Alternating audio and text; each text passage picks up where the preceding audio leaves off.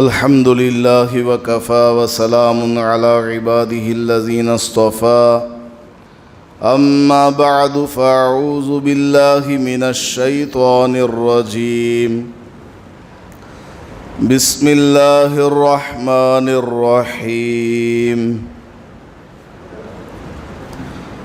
قل إنما أنا بشر مثلكم يوحى إلي أنما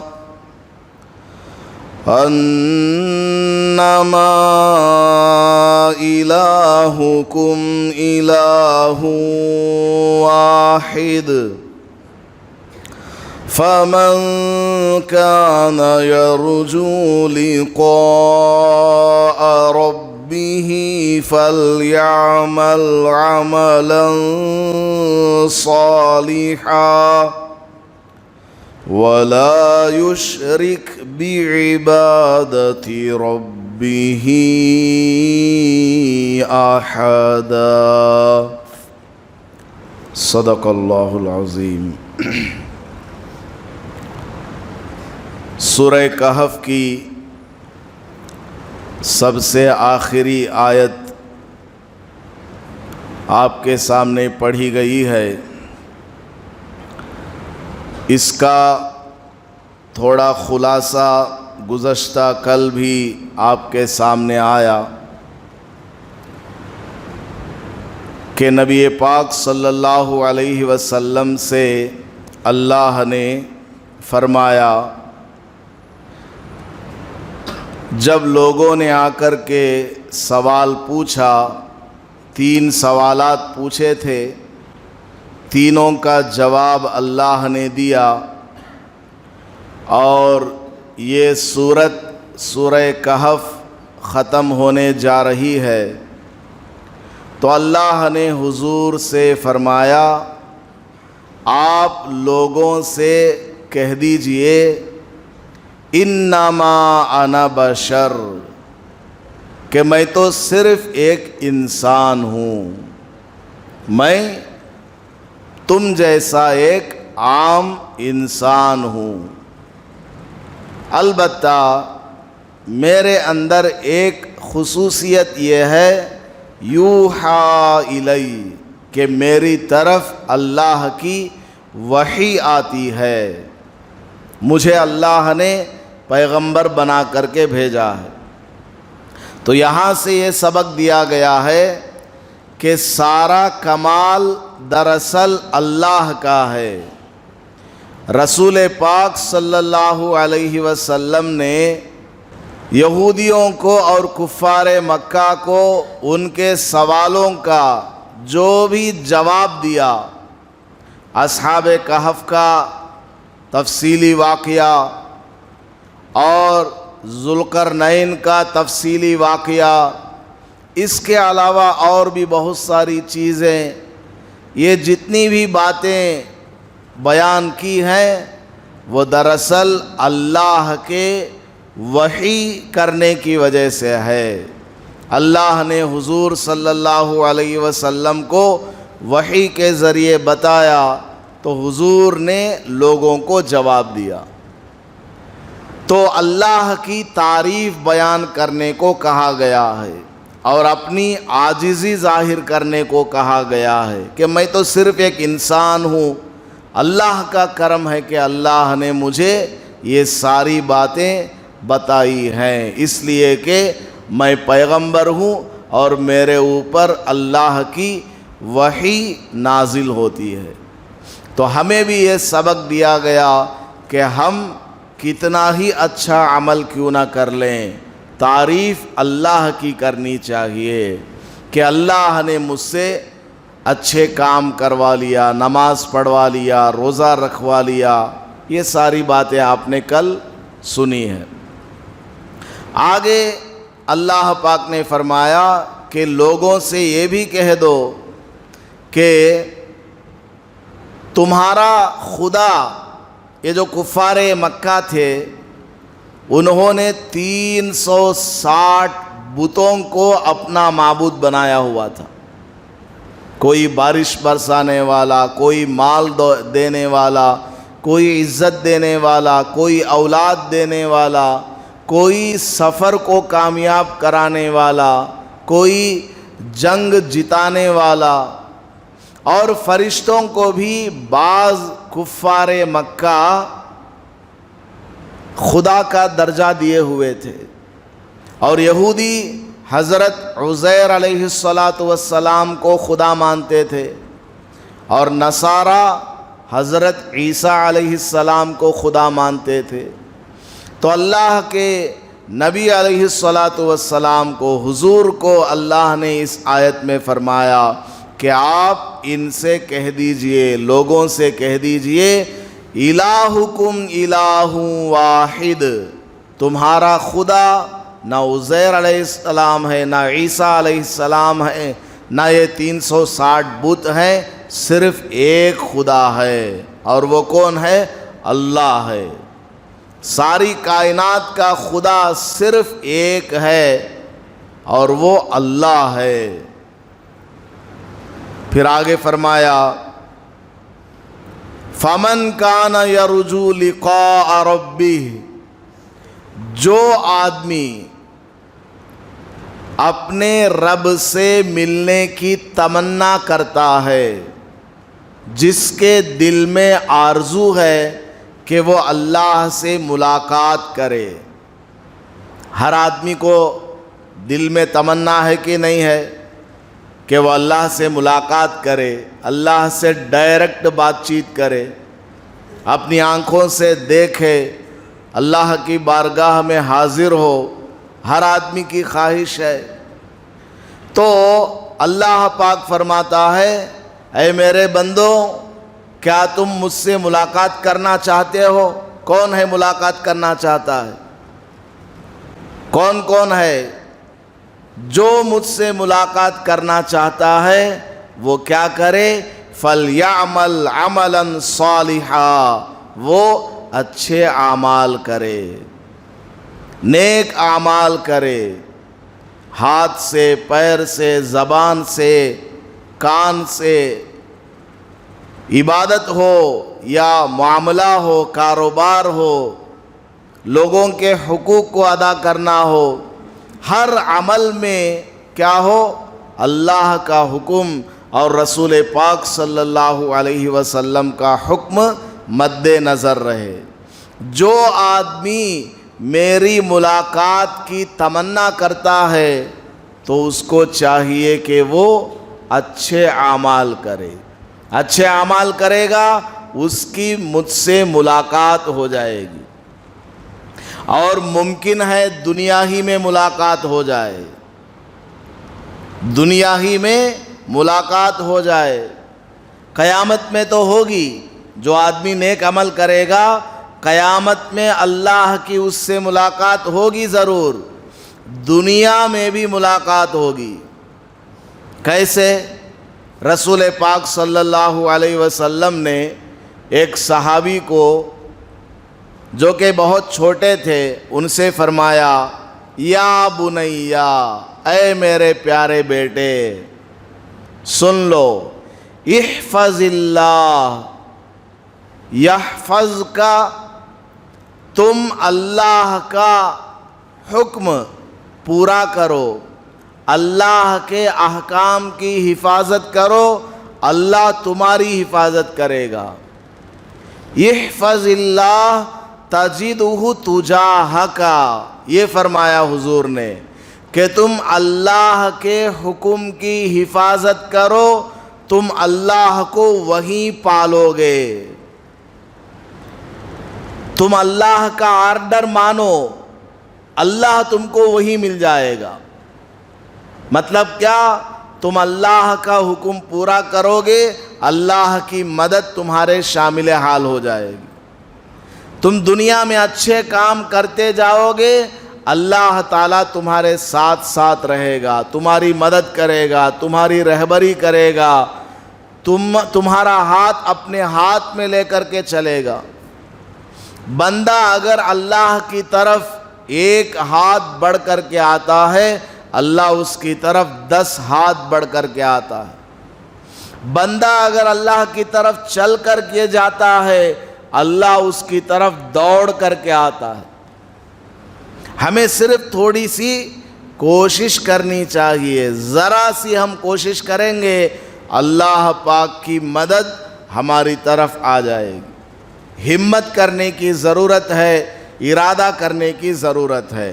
تو بہرحال اللہ نے فرمایا جو آدمی مجھ سے ملاقات کی تمنا کرتا ہے، اس حالت میں ملاقات کرنا چاہتا ہے کہ میں اس سے راضی ہوں، تو اس کو کیا کرنا ہے؟ اچھے اعمال کرنا دنیا میں۔ وَلَا يُشْرِكْ بِعِبَادَةِ رَبِّهِ أَحَدًا، یہ جو اچھے اعمال کرنا ہے اس میں کسی کو شریک نہیں بنانا۔ یعنی ہم نماز پڑھ رہے ہیں، نماز پڑھنے کا مقصد کیا ہو؟ اللہ راضی ہو جائے بس۔ نماز پڑھنے کا مقصد، زکوٰۃ دینے کا مقصد، صدقہ خیرات دینے کا مقصد، حج کرنے کا مقصد، روزہ رکھنے کا مقصد، جو بھی ہم اچھے اعمال کرتے ہیں دل میں کیا ارادہ ہو؟ میرا اللہ مجھ سے راضی ہو جائے۔ لوگوں کو دکھانے کے لیے نہ ہو کہ میں اتنا صدقہ خیرات کرنے والا، میں اس قدر زکوٰۃ دینے والا، میں حاجی صاحب ہوں، میں نمازی ہوں، میں مولوی ہوں، مفتی ہوں، فلاں ہوں۔ نہیں، مقصد کیا ہو؟ ہر آدمی کی نیت کیا ہو؟ اللہ راضی ہو جائے بس۔ اس نیت کے ساتھ اللہ کی عبادت کرنا ہے۔ رسول اکرم صلی اللہ علیہ وسلم نے ارشاد فرمایا صحابہ سے، مجھے تمہارے اعمال کے سلسلے میں سب سے زیادہ ڈر اگر کسی بات کا ہے تو وہ شرک اصغر کا ہے۔ صحابہ نے پوچھا یا رسول اللہ شرک اصغر کیا چیز ہے؟ حضور نے ارشاد فرمایا ریاکاری اور نام و نمود، یعنی تم نماز پڑھو لیکن دل میں کیا ہو؟ اللہ بھی راضی ہو جائے اور فلاں صاحب بھی خوش ہو جائے میری نماز کو دیکھ کر، میری تلاوت کو سن کر، میری قرات کو سن کر، میرا بیان سن کر، اور میرا صدقہ خیرات دیکھ کر، میرا زکوٰۃ دینا دیکھ کر، میں حج کو جا کر کے آیا اس کو دیکھ کر، میں نے مسجد بنوایا اس کو دیکھ کر فلاں آدمی میری تعریف کرے، فلاں آدمی مجھے دیکھ کر کھڑا ہو جائے۔ اگر دل میں یہ ارادہ ہے تو پھر اس کا وہ عمل بالکل بیکار چلا گیا۔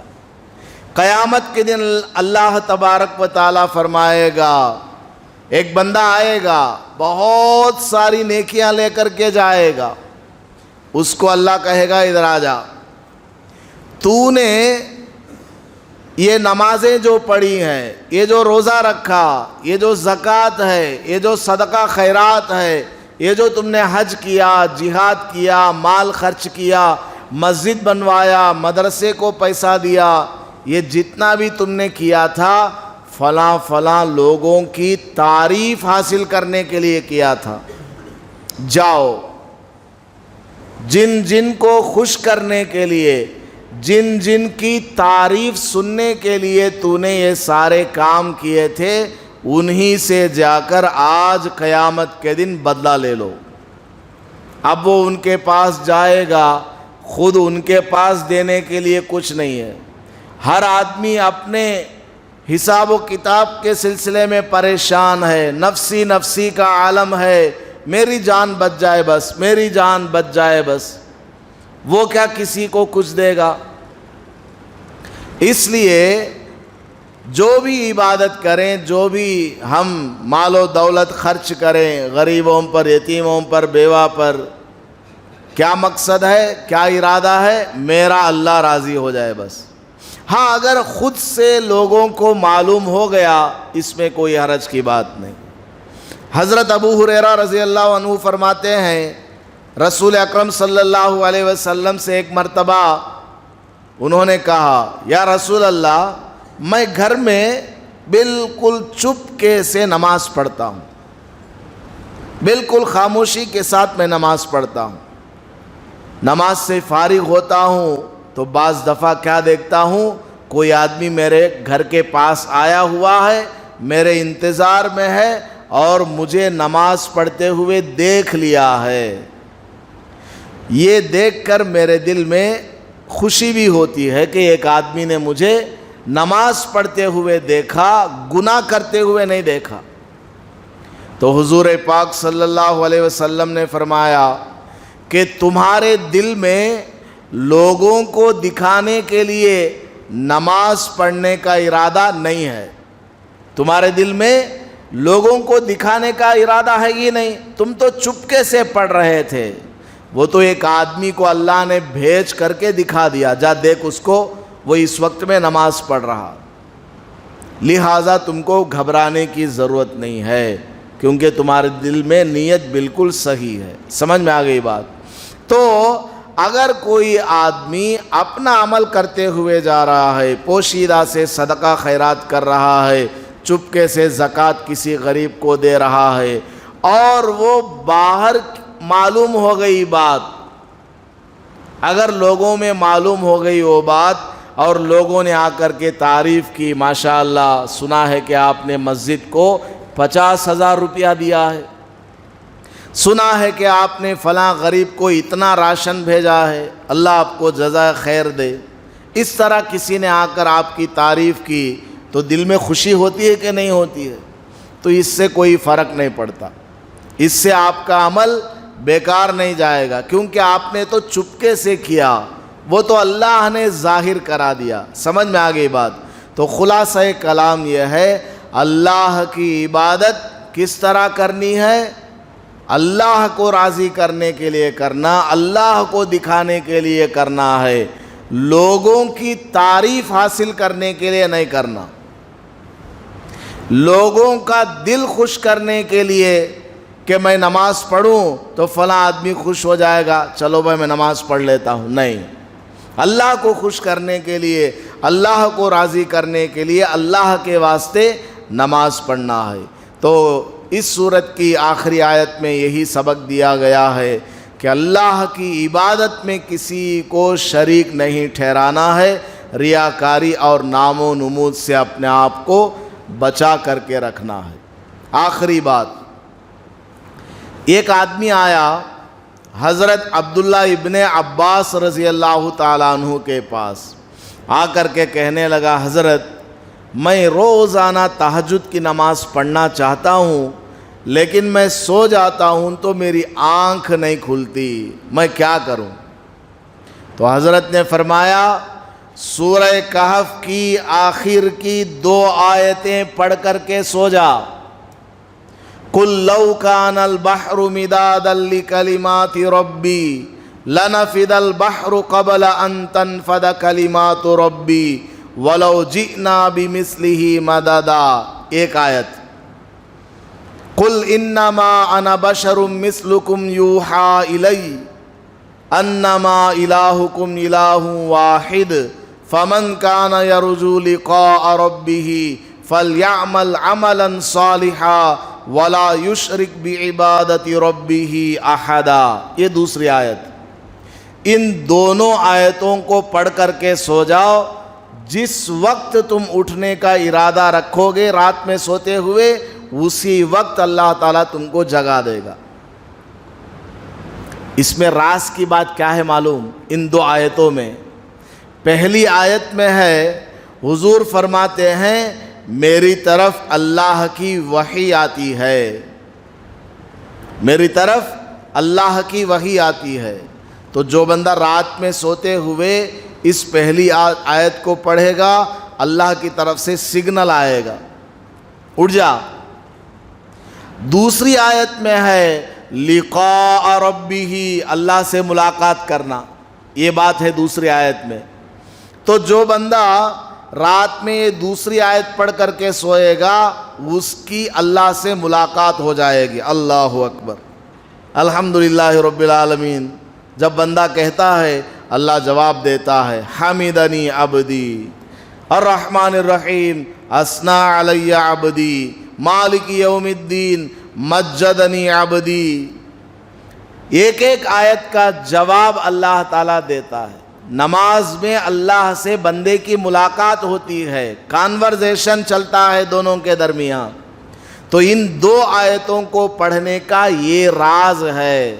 جو آدمی ان دو آیتوں کو رات میں سوتے وقت پڑھ کر کے سوئے گا اور اس کا جو معنی ہے تھوڑا دماغ میں سوچتے ہوئے سوئے گا، صبح میں جس وقت وہ اٹھنا چاہے گا اللہ تعالیٰ اس کو جگا دے گا. یہ اس کی فضیلت ہے. اور یہ تو سورہ کہف کے لاسٹ میں ہے. سورہ کہف کے شروع میں ایک آیت ہے. وہ جو اصحاب کہف جو غار میں جا کر کے سو گئے تھے، اللہ نے ان کو 309 سال تک سلایا تھا. تو علماء فرماتے ہیں اگر کسی کو نیند نہیں آتی رات میں، اگر کسی کو رات میں نیند نہیں آتی ہے تو وہ آیت پڑھو جس میں اللہ نے کہا کہ ہم نے اصحاب کہف کو سلا دیا. کیا آیت ہے؟ فَضَرَبْنَا عَلَىٰ آذَانِهِمْ، ہم نے ان نوجوانوں کے کان پر تھپکی ماری، جس طرح ماں جو ہے بچے کو اپنی گود میں لے کر کے اس کے چہرے پر کان پر ایسے مارتی ہے تاکہ وہ سو جائے، تاکہ وہ سو جائے. فَضَرَبْنَا عَلَىٰ آذَانِهِمْ فِي الْكَهْفِ سِنِينَ عَدَدًا. یہ آیت اگر کوئی آدمی رات میں سوتے وقت چند بار پڑھ لے، 3 بار 5 بار یا 7 بار پڑھ لے تو انشاءاللہ اس کو جلدی نیند آ جائے گی. تو سورہ کہف میں یہ بھی ایک خوبی بعض علماء اکرام نے بیان فرمائی ہے. تو اگر نیند نہ آتی ہو یہ شروع والی آیت پڑھ لیں جو میں نے ابھی پڑھ کر کے سنائی ہے. اگر صبح میں اٹھنا ہے تو آخر کی 2 آیتوں کو پڑھ لیں. اللہ پاک ہم سب کو سورہ کہف کی ان آیات کو بار بار پڑھنے کی اور عمل کرنے کی توفیق عطا فرمائے. آمین. وآخر دعوانا ان الحمد للہ رب العالمین. ویڈیو کے نیچے سبسکرائب کے بٹن پہ کلک کریں، بیل کے آئیکن پہ کلک کیجئے تاکہ ہر نئی ویڈیو کی نوٹیفیکیشن آپ کو مل جائے.